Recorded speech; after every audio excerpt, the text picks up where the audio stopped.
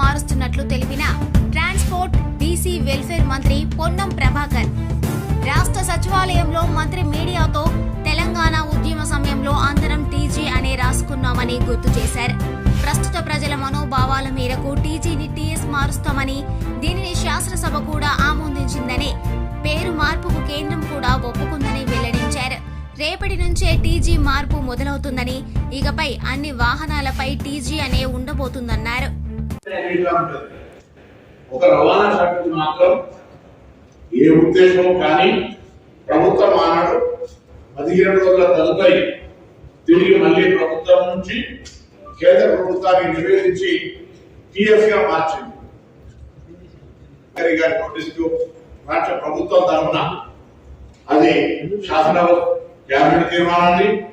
శాసనసభ తీర్మానాన్ని తీసుకొని పోయి వెళ్ళడం జరిగింది.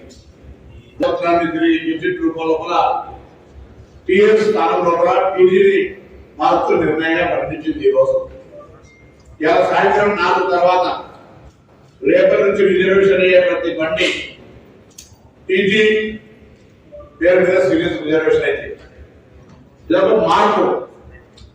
ఊరికే టీఎస్ ఉంటే ఏమైతుంది, టీజీ ఉంటే ఏమైతుంది అనే ప్రశ్నకు మన ఆకాంక్షలు జవాబు. మనం తెలంగాణగా ఉండాలనుకున్నా తెలంగాణ సాధించుకున్నాం.